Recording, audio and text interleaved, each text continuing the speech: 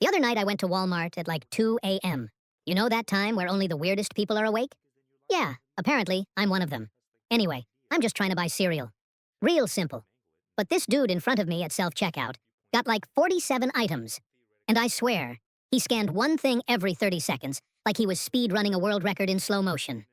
I'm standing there holding one box of Cinnamon Toast Crunch. Like, bro, I could have planted the wheat, harvested it, and made my own cereal faster than this. Then he calls the worker over, right? And instead of helping, they both just start staring at the screen like it's the final boss.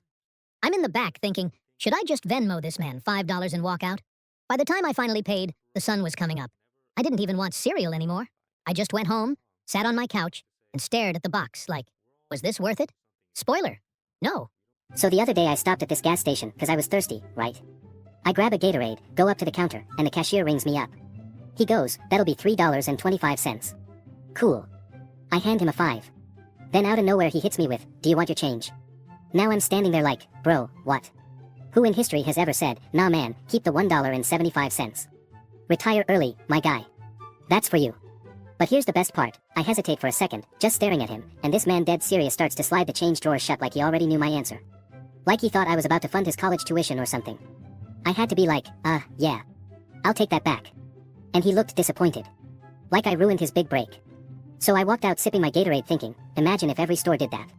You buy a $10 shirt, hand them a $20, and they're like, so, do you want the other $10 back, or are we investing in my future today? Alright, so the other day I went to the gas station just to grab a drink, real quick mission, right? I walk in, grab a brisk tea, and there's this dude in front of me at the counter buying one lottery ticket. Just one. Should be fast. Nah. This man pulls out his wallet like it's a treasure chest. He's got receipts, coupons from 2008, maybe a family photo, everything except money. Finally, he finds a crumpled dollar, smooths it out like he's ironing it, and hands it over. Cool, I think it's done. Then the cashier goes, you want the multiplier? Bro, this man turns around and asks the whole line like we're his financial advisors. Like, what y'all think, should I risk it? Sir, I came for electrolytes, not a board meeting. He finally decides yes. The cashier prints it, but then he goes, wait, can I get a different number? 7's unlucky. I swear I almost fainted. By the time I actually paid for my drink, I felt like I had aged 40 years. Walked out like, was this a gas station or jury duty? Alright, so I live in a cheap apartment, right? Rent's low, walls are thin, I can hear my neighbors sneeze through the vents.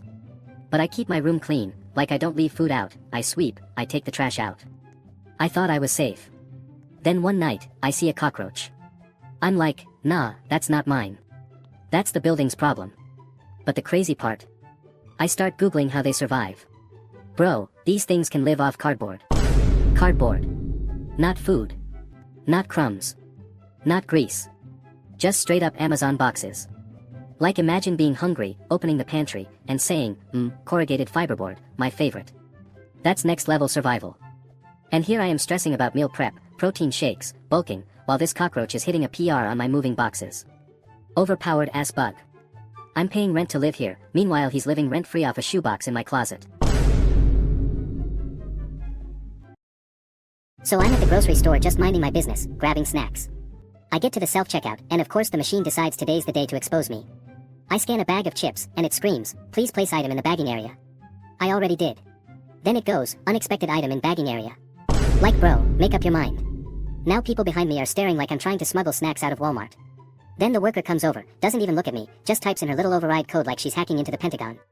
Machine goes silent, I try again, same thing. At this point I'm sweating, the line's building up, and I'm about to just Venmo the guy behind me to take my stuff. Finally it works, I grab my receipt, and as I'm walking out, the alarm goes off. I didn't even steal anything. Whole store looking at me like I'm about to do 10 years over a bag of Doritos. So I tried making some late night ramen, right? Big mistake. I'm half asleep, water's boiling, noodles in, I'm thinking chef vibes. 5 minutes later I hear PSSSSSHH like someone opened a soda. I look over, bro, the water's gone.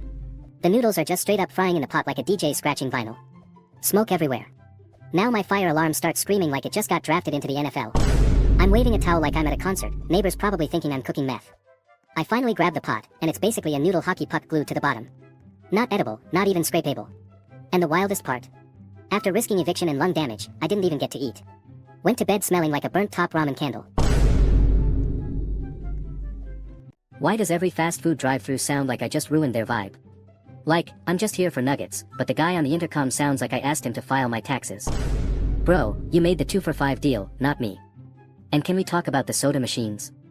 Why are they always sticky? Like it's not even soda anymore, it's like, tree sap. I swear there's a corporate handbook that says, congratulations on opening your new store, here's your gallon of Coke to pour on the floor so it feels official. But the real villain? The straw. They give me one straw like it's Excalibur. Like, this tiny piece of plastic is supposed to survive a large Sprite. Halfway through, it bends like a wet noodle, and now I'm just inhaling Sprite bubbles straight into my soul. So apparently Trump just declared war on Tylenol. Like of all things, Tylenol. Not inflation, not world peace, no, the enemy is the little red caplets in aisle 7 at CVS. He's up there like, folks, it's terrible. It's very dangerous. Tylenol is worse than China. Everybody's saying it. Bro, you're telling me my grandma's been microdosing autism every time her knees hurt? And then he wants warning labels on the bottles now. Can you imagine? You pick up a box and it's like, side effects may include, headache relief, less back pain, and, oh yeah, single-handedly destroying America. Meanwhile Advil is somewhere in the corner like, yes, keep talking. Our time has come. And the best part? He's saying the FDA should get involved. Bro, the FDA is probably in the back like, we didn't sign up for this, we were just vibing with chicken nugget recalls and now we're in a custody battle over Tylenol. So I hit the drive-thru last night, right? I pull up, and the worker hits me with, "Hi, can I take your order?" But the way they said it, it sounded like I just ruined their day. Like sorry for existing, my bad for craving fries at 9 p.m. I go, can I get a 10-piece nugget? And they let out this deep sigh. Bro, I didn't order a kidney transplant, I just asked for chicken. Then I roll up to the window, and they hand me one napkin. One. Like, what am I supposed to do with that? Frame it? Use it as a blanket for my nuggets? I'm over here about to drown in barbecue sauce like it's the Titanic, and this single napkin is my lifeboat. And the soda? Oh, of course the straw breaks halfway through. Now I'm sipping straight bubbles like a toddler learning how to breathe. At that point, forget the straw, just hand me a snorkel and let me drink this Sprite like I'm scuba diving in regret. The kicker. As I'm driving off, the bag rips. Fries everywhere. So now I'm eating off the passenger seat like it's a 5-star buffet. Honestly, at this point, the drive-thru isn't fast food, it's an obstacle course. Why is it that every time I go to the gym, there's always that one guy acting like he owns the place? Like bro, you don't even work here, you're just aggressively sweating on the bench. And of course, he's doing the loudest reps ever. Like, calm down Hercules, it's not the Olympics. I'm over here curling 25s in silence, meanwhile this dude's summoning demons with a shoulder press. Then he disappears, but leaves a towel, a water bottle, and an entire backpack on every machine. Sir, are you working out or moving in? At this point, I need a lease agreement just to touch the leg press. And don't even get me started on the mirror flexing. He finishes a set, then stares at himself like he's checking if he unlocked a new character skin. Spoiler alert, you look the same, just sweatier. But hey, at the end of the day, at least we're all in there trying. Whether you're grunting, flexing, or just figuring out how to use the leg curl machine backwards, we're all chasing progress. And honestly, that's what makes the gym kinda dope.